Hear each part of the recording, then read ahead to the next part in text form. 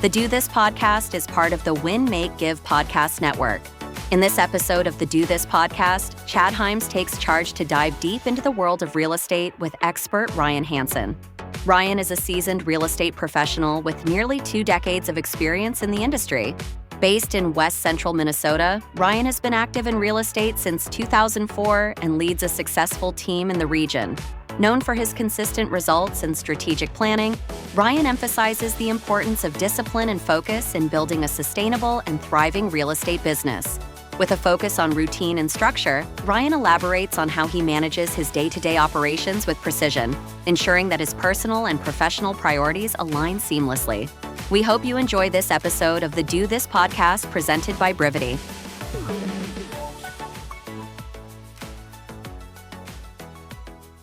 All right, I'm going. It's Chad Hyams here. You'll notice somebody missing from the call. That's right. Bob Stewart is not here today. So let's have a moment of missing Bob. Okay, we're over it because it's going to be better than ever because, Ryan, you don't have to worry about Bob asking strange questions that take us in a different direction.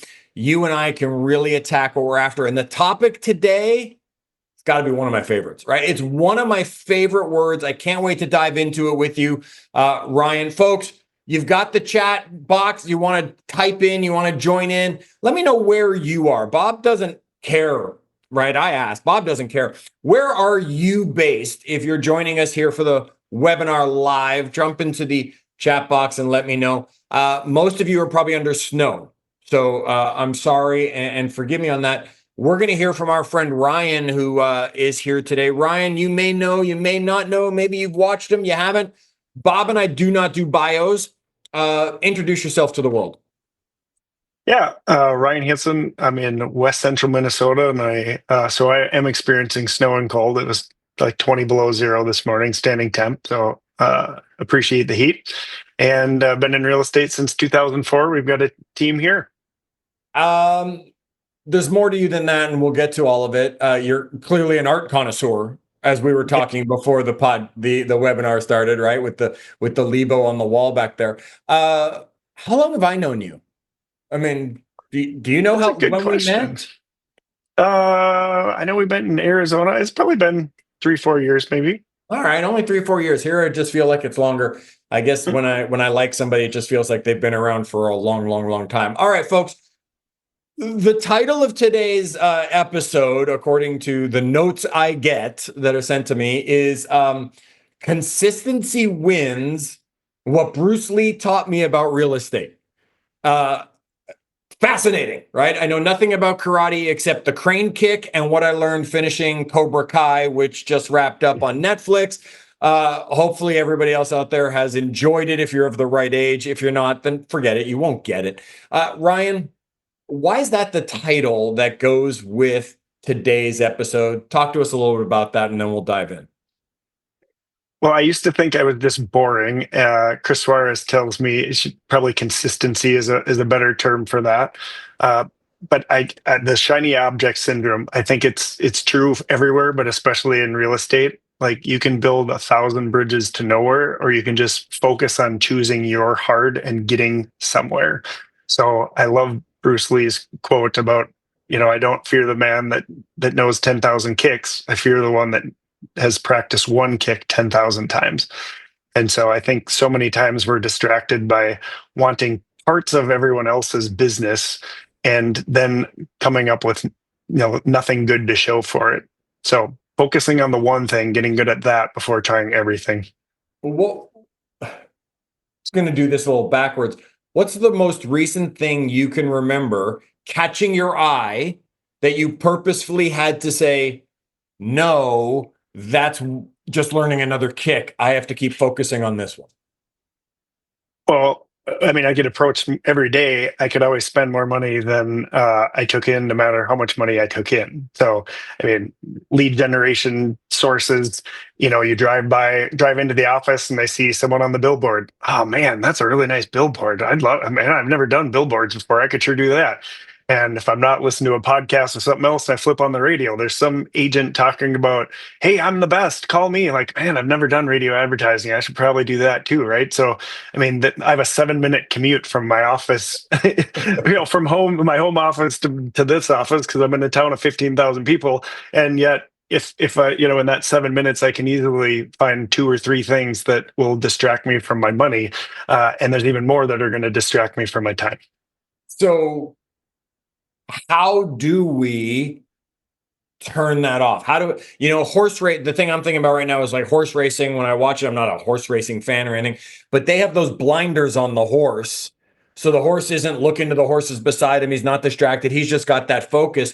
How do you do that? How do you then say, oh, I could be on a billboard, but then turn that off? How do you say, oh, maybe I should go on the radio, and then turn that off so that you can focus on the right things? How do we do that with all that stimuli coming in at us?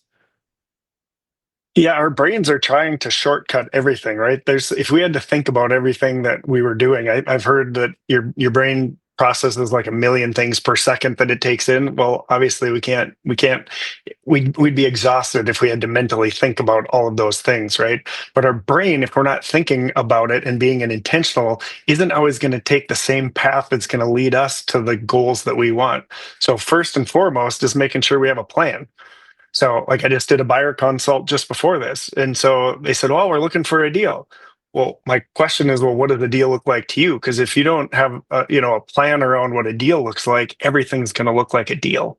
So having a plan is super important. So every day I've got a plan, and break that plan from, the 10-year plan, the 3-year plan, the year plan, the month plan, the weekly plan, to my hourly plan. And so if it doesn't fit into that plan, then I'm much less likely, one, to not even notice it, because it's a muscle that can be worked just like everything else. It is not. I used to think there were just some people. I'm super ADD, like a lot of agents. I like the shiny objects and love the distraction. But if I've got a plan, then I can just keep sticking to the plan. The more often that I stick to the plan, the better that becomes, the easier it becomes. And then I start not even noticing the distraction. So once you can make it a habit, you're taking a lot less energy to get in the direction you want to go. Okay, so I'm hearing goal setting to the now and habit creation are 2 key things. Yes. Okay, so what is the big goal? Let me put you on the spot. What's the big goal, or one of the big goals that you have broken down to goal setting to the now on recently near the top of your mind? For me, it started first as I'm kind of the provider, right? So first it was providing for my family. Money's good for the good that it can do. And I chose to do a lot of other things before getting in real estate, and I could be doing something else, but I'm focused on this. So I'm going to give whatever I'm doing at that time as much of my energy doing that, because we know work expands to the time you give it. So if I don't have a plan for the day, whatever I do accomplish is going to take me the entire day. And so I really started working for the time and efficiency probably 15 years ago. Once I got past the paycheck to paycheck living, I realized that most of the people that were working for a paycheck, one, weren't overly happy, and two, there was never an end in sight, because it was always another paycheck and another, well, a bigger one and a bigger one, whatever that looked like. When I started working for the time, when you work for the time and you get more time, then you get the choice. Do I want to go make more money, or do I want to invest in that luxury of time and being able to do other things with that? So for me, what's most important is always the time. And so I want to know, hey, how much time is this going to take? Who is it going to impact? So I start immediately with my family and go, hey, I care more about what the people in the inner circle think than the people in the outer circle. So that's always going to be my first benchmark. How is this going to impact my inner circle? And then once we're beyond that, well, how is it going to impact the other people that I care the most about, our team members, the people we've made promises to. Then it's out to our clients, then it's to our communities, then it's, it just keeps going. But the first question to me as always is, how is this going to impact the inner circle? Excellent. Love it. Right. Folks, there's a great question. I want you to answer for me. Are you working for the money, or are you working for the time? Right. Which one are you doing right now? Is it for the check, or is it for the time? Put it in the chat box for me. I want to know how many of you are going to be honest when you answer that question versus just say, well, obviously it's the time because Ryan's smart and that's what he said. Put it in the chat box for me so I know. All right, Ryan, consistency. It took you a while to transform boring into consistent, right? What does that look like to you? Does Monday look like Tuesday and Tuesday looks like Wednesday, or does Monday look like Monday and Tuesdays look like Tuesday? How consistent are you? Well, this is where you will find me every day by on this 8:15. webinar. With the Lebo in this office. 8:15 every morning, Monday through Friday, unless I'm traveling or doing something else, this is where you'll find me. And so I don't have to think about what does my day look like, because I know that that is going to help me focus on that time element. So from 8:15 to 8:45 every morning, we're doing a power up with the team. And 8:45 to 9 o'clock every morning, I'm doing scripting. From 9 o'clock to 11 o'clock, we're reaching out and being proactive. There's no emergencies in real estate, but there are a lot of urgencies in real estate. And I know that it's easy to cheat on myself before I'm going to cheat on other people. And then it's amazing how fast that day, week, month, year goes by. And I didn't get to where I wanted to go, not because the industry was so hard or because something else happened. It's because I made somebody else's priorities more important than my own. Then we start doing the activities that most people think about real estate. Like, we've already gotten all those things done for our own business and our priorities before a lot of other people roll around and even start thinking about real estate. 11 o'clock, 11:30, noon. And so we can get so much more accomplished than we think if we're intentional about it. So I don't have to think about it. I just know when someone wants to set a morning appointment, I don't set a morning appointment until 11 o'clock unless there's just some absolutely reason that I need to go do it, because there aren't any emergencies. And so when you give people options and they value your partnership, knowledge, experience, friendship, whatever it is, you teach people how to treat you, and it works. I love that you just said that right in there, because one of the things that frustrates me more than anything is a real estate agent when they say, well, what time works for you? Right? Instead of what I'm hearing you saying, which is you're giving them options and you're saying, I can meet you at 11, I can meet you at 2. Right? You're not giving them, well, when do you want? Because they're going to pick times that are in your section of priority. And now all of a sudden they're attempting to make their priority your priority. What a wonderful takeaway from this, everybody. Make sure that you're catching that, right? When you call your hairdresser, not that I have to worry about it. When you call your hairdresser, they don't just say, when do you want to come in? They give you times and options for your next appointment, or your dentist, your doctor, all that stuff when it comes to it. Okay. So what are some of the more successful routines that you have that lead to conversions that our audience should be listening to? What is the routine that you teach your people to follow, Ryan, that brings success? The simpler, the better, because what I find is I can justify inaction or a non-result if I make it complicated. And Yeah. I'm the master of complexity. Like, I want to do it the smartest, so that must take 42 steps instead of 3, because it's got to be more complicated than that. So Ben Kinney has taught me a lot about that. Like, if I can't fit it on a piece of paper with a Sharpie, it's probably going to not get to the finish line. And so for me, it's just simplifying it. And so that the only reason we didn't get there to the finish line is because I didn't make it happen. I didn't, it's on me, taking ownership of that. Less victimhood. I don't have to blame somebody else. There were 3 steps. I only did 2. Boy, I just didn't make it a priority. So for me, it's making sure that it's as simple as possible. I'm doing the 15, point plan. I'm reviewing my plan the night before and asking myself the question, hey, if I can only get one thing done tomorrow, what's the one thing that I got to get done? Otherwise, I'm not going to let other things get in my way until that one thing is done. And so what is that? And so everything's in my calendar. I'm super consistent, and everything's in my calendar. Someone wants to do something, our whole team has access to the calendar. Hey, do you have time?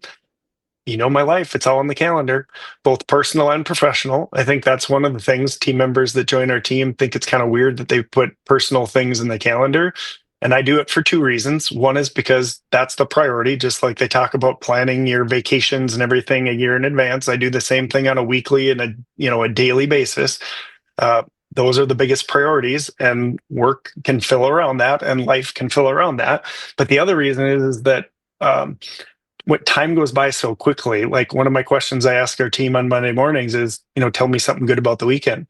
Oftentimes they can't. Oh, it just went away. It goes too fast, right? Okay, but what did you accomplish? What did you do, right? What propels you to get through this week or this challenge or whatever it is? So we make sure everything is in the calendar. So I'm visiting that on the night, that night, and then I'm revisiting it again in the morning to see if anything changed. And I've got one screen up with my calendar at all times so that I can be doing this and just know where everything is at. So, I mean, that's it's super boring. And what I found is it's a lot easier. Like, we think that everyone in the world follows us around. And so if I say the same thing multiple times, that's going to be really boring. Like, I've seen this episode before, but I'm the only one that's been to all those episodes. I'm the only one in that audience. And so are you going to be better saying the same thing 100 times or winging it and changing it every time? So most of my conversations are super consistent. I say the same 5 to 10 things every day. People go, man, you've got some interesting stories. It'd be cool to have a TV show or something about that. Like, I'm telling you, the last like one pilot episode, and they're like, by the the 40th minute, it's the same as the first minute. It's like, they're all pretty similar. So, but by being consistent, it allows you to focus on the most important things, which is the client.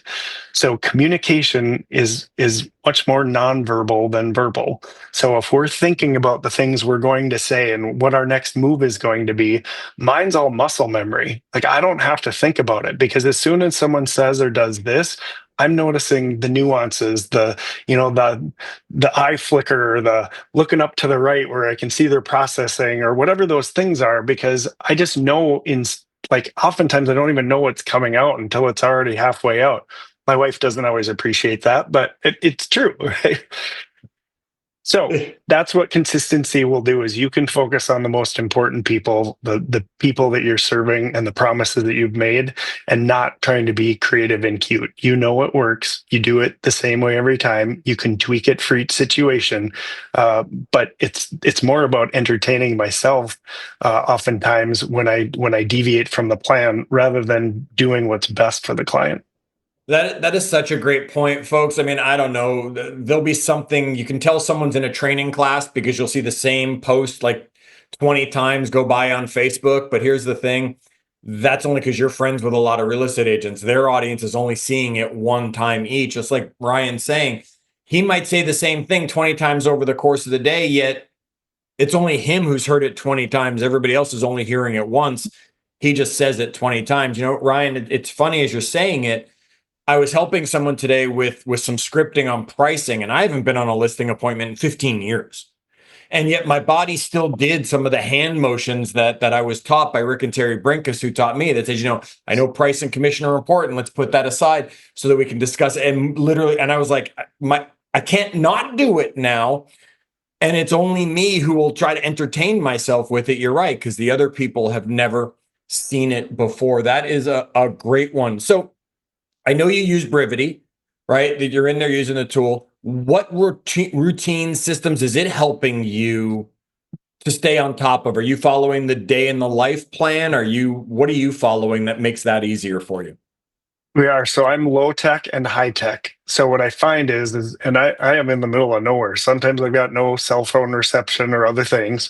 And so, like, I've got two things with me at all times. Like, whenever we go through security, everyone just laughs because they're like, man, you fit for a dude, you fit a lot of stuff in your front pocket. Like, I've always got sticky notes. I've always got a pen. I've always got my wallet. I've got the things that are necessary, because I find that I can use these for so many things. And in my car, that's my mobile office. I spend often 3 or 4 hours a day in there. I want to be as productive as possible. So I've got this so I can jot down my notes.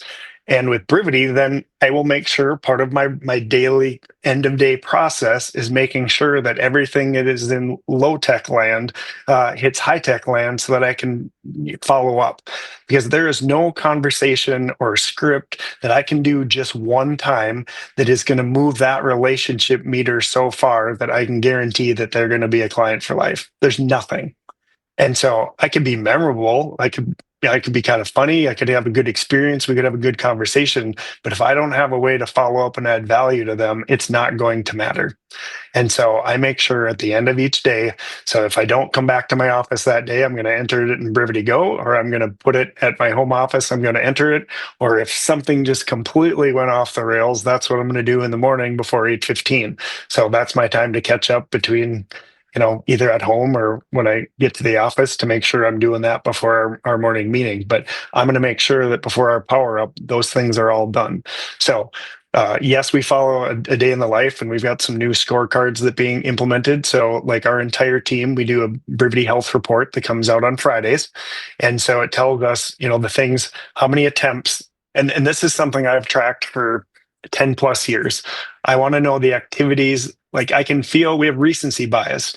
So if I had a good call at the end of the day, it's going to make me feel like I had a good day, but maybe I screwed around for 11 hours and 59 minutes, and I had one good minute call, and I'm going to pat myself on the back for that. That's not going to get me to my long-term goals. So what I like about numbers is it takes the emotion out of it, and it just tells me whether or not I'm heading closer to my goal or I'm further away. So I'm always going to track what are my activities. So my ones that I'm looking out for going forward, prospective. So am I making enough calls? Calls, contacts, nurtures, watches? Am I holding an open house? Am I setting a buyer's appointment? Did I hold the appointment? Did I get the contract? Same for listings, price reductions. And when I can keep track of all of those things, those are the activities that take out the emotion, and that will keep me paying attention to the right things and getting me more of my time back. And one of the things Bob taught us a couple of years ago that I've been fanatical about is the database turnover rate. And so I had never paid attention to that before. Like a huge part of, we've got over a couple thousand fast clients from the last 20 years. And so those are people that already know, like, and trust us, and we help them accomplish a goal. And it's the most cost-effective and time-effective client to maintain. So you're an idiot if you're not following up with those people. And so I want to make sure, I said I want to be the real estate agent for life. I need to continue to fulfill that promise. So we want to make sure that we're touching base with them at least quarterly. Okay, so one thing I heard in there, folks, you never have a past client, right? They're always a client. And Ryan then said, right, they're always a client that I want to stay in touch with them. Dentists, doctors, they don't call you a past client because you came for a cleaning 6 months ago with the dentist. They call you a client. They just only see you once every 6 months. Okay. Your doctor doesn't call you a past client because you had a physical last year. They only see you once a year for a physical. Real estate agents, they're not a past client. They only buy once every 6, 7, 8 years, maybe, depending, right? Some of them are ahead of that. Some of them are going to be longer than that. Stop thinking about them as past clients, because like Ryan is telling you, that's going to be your most cost-efficient way to generate new opportunities, is work your client base. They're never a past client until they've literally passed, right? And then you can put them into that category.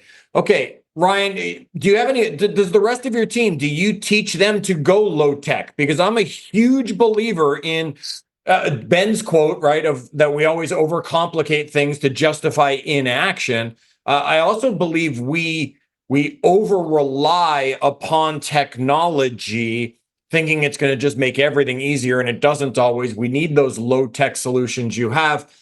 Do you teach your team to go low tech? What other low tech tips do you have for us that then can bring us into the high tech world? So we had a team meeting yesterday when we were just updating that. So, I mean, we use Brivity fanatically. We've got, many thousands of people in our database. And are we using all the tools that are necessary, right? So we do both low tech and high tech for that. So we have a weekly success plan that we keep track of our activities there while we're on the phone. It's all tracked in Brivity. We've got our scorecards. We've got our goals set. We're all looking at that. But as a quick snapshot, it is nice just to be able to quick hop on the scale and always have that there. And so each of the agents can use that a different way. We've got one that just is, who it is and whether they're a buyer or seller. At the end of the week, we always ask people so we do weekly productivity meetings on Mondays at 11:30. And so we all get together and talk about what were our commitments for last week, and then what are our commitments for this week. And so it is not about other people listening to what they are, but we need that self accountability. It's group fitness, right? We're more likely to go to the gym if somebody else is counting on us to be there. Yeah. And so we do the same thing with these success trackers. So they're just a sheet of paper that you can take a blank piece of paper and write down who it was I talked to. But visually, it does allow me to feel like I'm accomplishing some things, right? And so we had our call night last night. Look up, people. If you're not looking, look up. All of mine were, everything was in Brivity. It's all logged, but it's still, as I went, how many dials did I have? How many contacts did I make? What things were there? It makes us feel accomplished, right? So sometimes we're losing so slowly, we're feeling like winning. And on the flip side of that, sometimes we feel like nothing's happening, right? And so most of these successes in relationships are a long-term game, and I want to have fun at it. And so I like crossing something off. So we use weekly success trackers. Love it. A lot of people do. That's where that low tech really comes in helpful. I love the term you used. I've not heard it before, of the recent bias, right? Recency bias, where, I had one great call at the end, so I remember that one, so I think I had a great day. Whereas when we have those numbers. Now, you talked about consistency, and look, I love that word. I'm a big believer in it. I know you're a big believer in it. Sometimes consistency gets messed up, right? Sometimes the world shows up. Sometimes, I don't know, right? Something happens to mom and we have to drop everything. It doesn't matter the reason. Sometimes consistency can get interrupted. So Ryan, I want to ask you, you're making 20 conversations a day. I'm just making up a number, that your goal is 20 conversations a day, and that's what you're consistent at, and that's your 9 to 11. That's what you're doing, is you're working towards that. But you don't do it today. For some reason, it got interrupted, it got taken away. Do you find better results from just forgiving yourself and saying, okay, I'm 20 contacts short over the year? I know that's not the answer. Do you say tomorrow becomes 40 so that I make up for it? Or do you kind of pace it out a little bit and say, okay, I'm going to do 25 every day until I'm back on track where I was? How does somebody so consistent deal with the miss when it happens? Yeah, so 20 was my number. So now as I'm growing the business, growing our team, my number is 12 instead of 20. But I had 17 years, I had 20 quality real estate conversations a day, 5 days a week. So I averaged between 100 and 120 substantive contacts every week for 17 years. So that's what builds a big, consistent business. Does it mean that every day, like my life, I got kids, I got life, just so like everyone else. What did you do on a day where you didn't hit 20? Did you? So it's in the calendar. So that's the first thing, is so I had a plan. So as soon as something else got in the plan, well, one, I asked myself the question, is this inner circle, outer circle? And so I have fewer interruptions once I got better at that, because I tended to once I had a plan, and then I asked myself the question, we're salespeople, so we're selling ourselves first. And so I need to make sure, is this just me trying to convince myself to avoid short-term pain or not? Then it's in the calendar. So if I'm going to erase something, I'm going to replace it. So I never delete something out of my calendar, I move it. If it was important enough to be in my calendar in the first place, it better be something that I'm going to do. And so maybe it gets bumped to later in the day, maybe it gets bumped to tomorrow, but I don't delete them unless it's no longer applicable. I move it to where I need to put it in order to make sure that that's budgeted into that calendar. And then as I'm looking at my contacts for the day, if I'm short, I got to decide, does that mean I'm done today, or does that mean I need to go? Like I said, it was going to work till 6 o'clock, but I also thought I was going to accomplish those 20 by 6 o'clock. So I got to talk to myself about it. And some days that meant that I was going to I'd run to Home Depot and make 5 in-person conversations, because if you want to find people that are talking about houses, go to the paint aisle at Home Depot. Like, I need a mental break from this, but I don't want to cheat on my goals. So I'm going to go to where the people are because I'm in the people business. Or is this something where I got a hard deadline, I need to push it tomorrow? Great. So usually within a day or two, I can make it up. There you go. Right. It's okay if you're being consistent in the routine, but don't achieve the results. Sometimes you can make it up the next day. You can make it up over 2 days if that's what you need to do, because the challenge is so many people say, well, I can't build a consistent schedule like you have, Ryan, because I have kids, I have this, I have that, and these other responsibilities. And what Ryan's been telling us, yeah, you can, right? Inner circle, outer circle, great question to be asking yourself when an interruption comes up. Great systems to put into play, Ryan. I'm going to give you 30 seconds. Wrap it up with some value. Might be repeating something you said, might be something we didn't get to talk about, but give us something for 30 seconds here to wrap this up for everybody. If you have 10 priorities, you have none. So come up with something that you are willing to be committed to. So it's not just a goal or a wish or I hope to get there. This is something that if you are not where you want to be, it's because you just haven't made it a priority, or you've convinced yourself that you're a master at multitasking and you can be great at everything, but most people aren't. So find something that is important and don't move on to the next thing until you've really knocked that one out of the park. Love it. Here's how it started. Let's end it with this. I fear not the man who has practiced 10,000 kicks once, but I fear the man who has practiced one kick 10,000 times. Just as Bruce Lee said, now turn that into your real estate world, folks, and practice the same kick again and again. Ryan, thanks for joining us on Do This. Folks, next week, maybe we'll let Bob come back. Have a great one, everybody.